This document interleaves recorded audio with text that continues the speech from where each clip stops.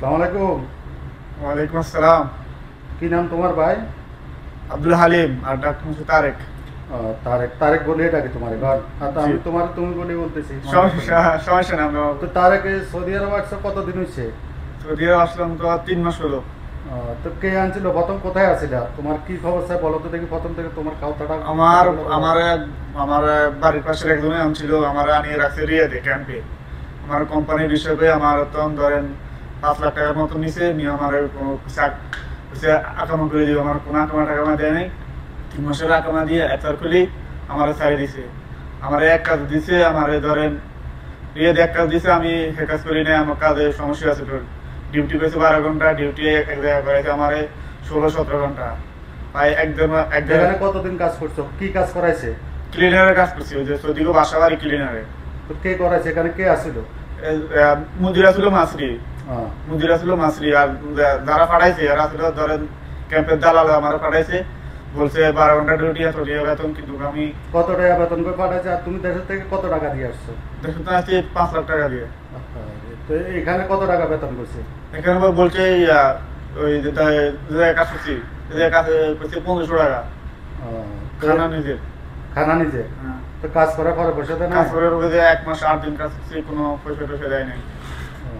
তো আর বাকি বাকি 2-3 মাস আর কিভাবে কাটাইলা? তুমি কিভাবে খাইছো, কিভাবে আসলে দেশে কোনো টাকা পয়সা পাঠাতে পারছো? দেশে এখনো কোনো টাকা পয়সা পাঠাতে পারিনি।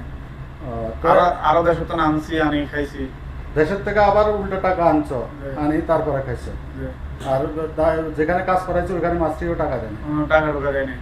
তো তাহলে টোটাল 1.5 মাস, টোটাল কয় মাস হয়েছে তুমি এখানে আসছো? সৌদি আছি টোটাল 3 মাস, বরাবর 3 মাস 2 দিন।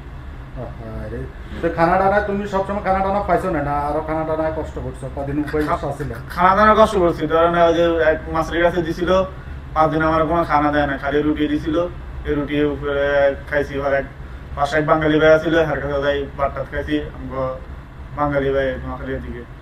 তো এই মাছটি খাওয়ার লোক আর কিছু দেয় না, খালি রুটিটা দিচ্ছে, আর কিছু খালি রুটি খাও। এই কোনো ফাঁকশাকের কোনো ব্যবস্থা নাই। ওখানে থাকা খাওয়ার কি ব্যবস্থা ছিল? কি এরকম জায়গা, কেমন? জায়গাটা একবারে ভালো না। জায়গা ছিল একবারে বিশ্রী জায়গা। মাছরিরা গোসল কাজ দিত না, হামাম টামাম কিছু ছিল না। ধরেন কোন রকম একবারে থাকতাম, গন্ধ বাসে, শুয়ে থাকতাম না। আমি ধরেন ডিউটি করি, আর বাড়ির দিয়ে কোনো বই থাকতে পারতাম, মসজিদের পাশে বই থাকতাম। এই তোমার বাড়িতে কি অবস্থা? বাড়িতে কে আছে? বাড়িতে কোনো টেনশন করে না? এই যে বাড়িতে টেনশন করে, মা বাবা তো টেনশন করতে আছে। বাড়িতে তো আমি জানাই নাই 3-4 দিন। আমি এই যে এত কষ্ট করতেছো, এগুলো তো বাড়িতে জানো? এগুলো আমি ধরেন 3-4 দিন জানাই নাই। পরে 3-4 দিন পরে আমি জানাইছি আমার এই অবস্থা দিয়ে আমার কাজে পাঠাইছে, তোমরা এগুলো কথাবার্তা লিখো। এই আরে ভাই দেখেন, তাহলে প্রবাসীর কষ্ট বুঝছেন। দেখেন ভাই প্রবাসীর কষ্ট। তো এই যে আসলে আমরা হঠাৎ করে একটা নাম্বার পাইছি, একটা নাম্বার পাওয়ার কারণে ওই নাম্বারে ফোন দিতে জিজ্ঞাসা করলাম যে কোথায় আসো। বলতেছি যে খামিসে আসি। খামিস থেকে আমি গতকাল সামরাতের আগের দিন আসছি আর কি। তো কালকে ভাইয়ের কাছে আসি। তো এখন কি মনে করতে তো তোমারও তো আমি মনে করো আমি ওখানে কাজে দিলাম। আর কালকে তো আমরা এইটাও করলাম আর বাইক নাম্বারটা পাই, তারে আনছি। আপনারা সবাই দোয়া করবেন, তার অনুভূতিটা একটু জানতে চাই। ভালো আছি আলহামদুলিল্লাহ, এখন আলহামদুলিল্লাহ ভালোই আছি।